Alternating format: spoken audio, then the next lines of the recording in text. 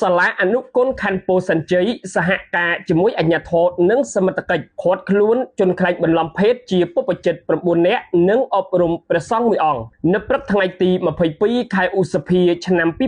2026សាលាអនុគមខណ្ឌពោធិ៍សែនជ័យបានសហការជាមួយរដ្ឋបាលសង្កាត់ចោមចៅទី3រដ្ឋបាលសង្កាត់សំរងក្រោមប៉ុស្តិ៍នគរបាលរដ្ឋបាលសំរងក្រោមរដ្ឋបាលសង្កាត់ត្រពាំងក្រសាំងឃាត់ខ្លួនជនក្លែងបន្លំភេទជាពុបជិត9នាក់និងអប់រំព្រះសង្ឃមួយអង្គបានអប់រំណែនាំតាមធម៌វិន័យនិងធ្វើកិច្ចសន្យាជាមួយសាលាអនុគមអំពីការបណ្បាតតាមទីអកោចរដ្ឋានភេទជាពុបជិត9នាក់និងព្រះសង្ឃមួយអង្គមាននាមនិងឈ្មោះដូចខាងក្រោម1ឈ្មោះធូវណ្ណាអាយុ61ឆ្នាំជាព្រះសង្ឃពិតជួនស្នាក់នៅវត្តសារវ័នជួនពេលខ្លះស្នាក់នៅវត្តនុនមនីធ្លាប់ធ្វើកិច្ចសន្យាម្ដងរួចមកហើយ2ឈ្មោះអែមឈុងអាយុ31ឆ្នាំមានស្រុកកំណើតនៅស្រុកដងតុងខេត្តកំពត3ឈ្មោះញឹមសារ៉ាន់អាយុ35ឆ្នាំមានប្រពន្ធកូន3នាក់4ឈ្មោះយៀតស្រួយអាយុ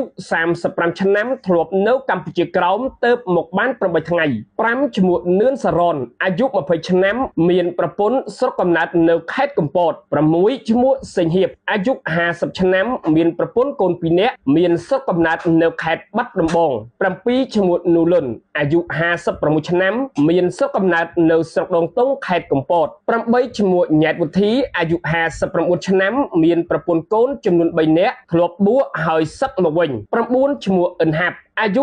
37ឆ្នាំមានស្រុកកំណើតនៅខេត្តកំពតទើបមកបានមួយសប្តាហ៍តែប៉ុណ្ណោះ10ឈ្មោះអែលដុតស្រុកកំណើតនៅស្រុកឈូកខេត្តកំពតស្នាក់នៅតាំងក្រសាំងទើបមកបានជាង10ថ្ងៃតែប៉ុណ្ណោះសូមបញ្ជាក់ថាសមត្ថកិច្ចបានឃាត់ខ្លួនជនក្លែងបន្លំភេទជាពុបជិតចំនួន9នាក់និងព្រះសង្ឃចំនួន1អង្គដែលបានឈរបន្បាតនៅតាមមុខរោងចក្រនៅក្នុងភូមិសាស្ត្រសង្កាត់ត្រពាំងក្រសាំងចំនួន3នាក់និងនៅសង្កាត់ចោមចៅទី3ចំនួន6នាក់ព្រមទាំងព្រះសង្ឃមួយអង្គផងដែរយោងតាមការបញ្ជាក់ពីសាលាអនុគមខណ្ឌពោធិ៍សែនជ័យជនទាំង9នាក់ខាងលើត្រូវបានរកឃើញថាបានក្លែងបន្លំភេទជាពុបជិតដើម្បីធ្វើសកម្មភាពបន្បាតនៅតាមទីសាធារណៈដែលអាចបង្កឲ្យមានការយល់ច្រឡំដល់ពុទ្ធបរិស័ទនិងប៉ះពាល់ដល់តម្លៃរបស់ព្រះពុទ្ធសាសនាបន្ទាប់ពីការសាកសួរនិងពិនិត្យអត្តសញ្ញាណសាលាអនុគមបានប្រគល់ជនក្លែងបន្លំទាំង9នាក់ជូនទៅសមត្ថកិច្ចដើម្បីបន្ត